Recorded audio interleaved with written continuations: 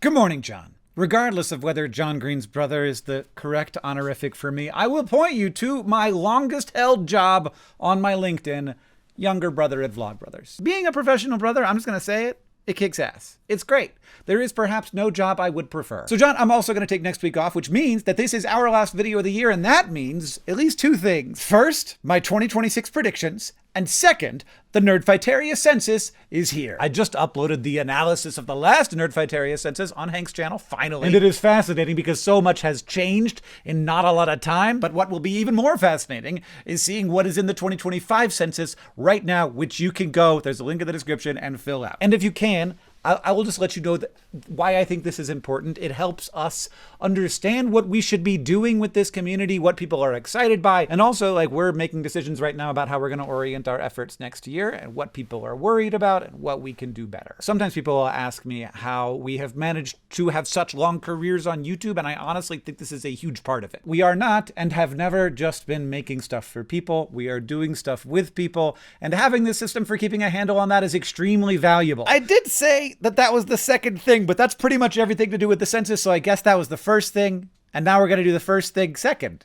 Predictions! So I have this one big prediction that I would like to run by everybody here. It's not something I've heard talked about that much, but I have a suspicion that it's going to be an important thing in 2026. I do not know how it's going to play out. Maybe I'm super wrong. But before I get to that, my 2026 bingo card. Here it is, everybody. This is what I'm working with. Here, also, my 2025 bingo card, here that is, I did weirdly well. Don't assume that I'm going to do that well in 2026, because this seems like a bit of a fluke. And yeah, I'm probably going to make a Hank's channel video where I go over all my 2025 bingo card and how that went. But none of the things on my 2026 bingo card are actually like the thing I'm thinking about most. And this is going to be American politics, so if you don't want that, head on out. But I feel like people are mostly aware that President Trump has built a very weird coalition. Like, he is very good at presenting himself as a populist while being backed by like the ultimate elites. The basic MAGA story is there is a cultural elite who are in charge and have no connection with the realities of real Americans and do not want America to go in the direction that real Americans want it to go in. That's like the big Make America Great Again story. But then he also has this like pretty tight relationship with the ultra wealthy and ultra powerful. Like, he loves and hires both kinds of people. He's hired storytellers like RFK Jr., Kash Patel, Dan Bongino, Pete Hegseth, people pulled from the world of grievance-based attention farming, which is a world that Trump is also from. But he also hires people from the other world that he's from. Billionaires like Linda McMahon, David Sachs, Elon Musk, Scott Bessent, and Howard Lutnick. And then, of course, there is his vice president and potential heir, J.D. Vance, who is now, I think fair to say, from the world of grievance-based attention farming, and whose rise was funded by billionaire Peter Thiel. Just like Trump, he is a guy who embodies this coalition. Now, you might feel like this coalition doesn't make any sense, but I actually get it.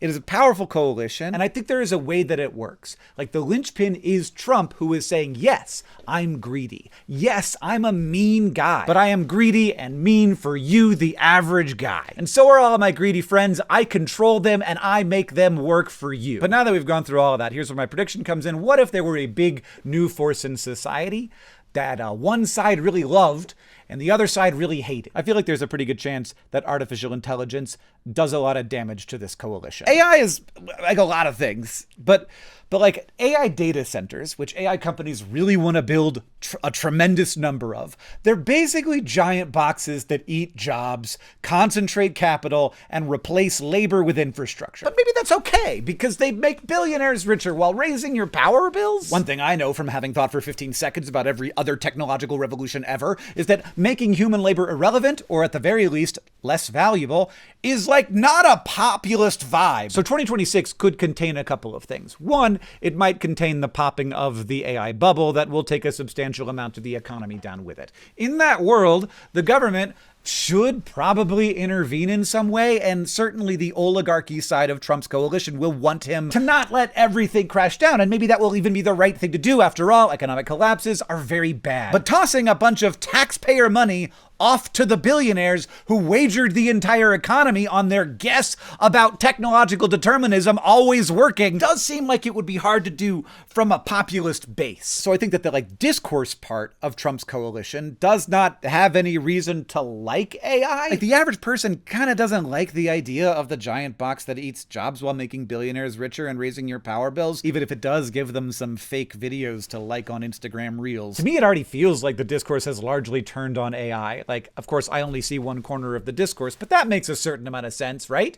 It is a tool of economic elites designed to concentrate wealth in their hands. Like, that is why they're doing it. But there is another way this could go, which is that 2026 just contains the giant box successfully eating a lot of jobs. Like, maybe the bubble doesn't pop because we end up in the future where it turns out this stuff really is worth tens of trillions of dollars. But that is also a future that I think would make this coalition very hard to keep together. So this isn't really something that's on my bingo card, and who knows? Maybe this all happens kind of gently and the coalition stays together regardless of how ridiculous it seems. It could be that this coalition weathers the storm for the same reason it can exist at all, because Trump's populism is certainly not labor-centric. It's not really even class-centric.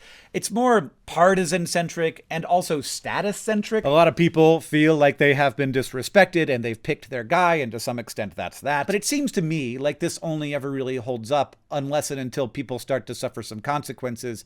And it seems like there are some consequences to suffer in this situation. The consequence suffering might at this point be unavoidable. Because even when change is good, and I don't think, especially in the near term, that it will be, you definitely can't say that this is making America great again. We're not going back to some great America here.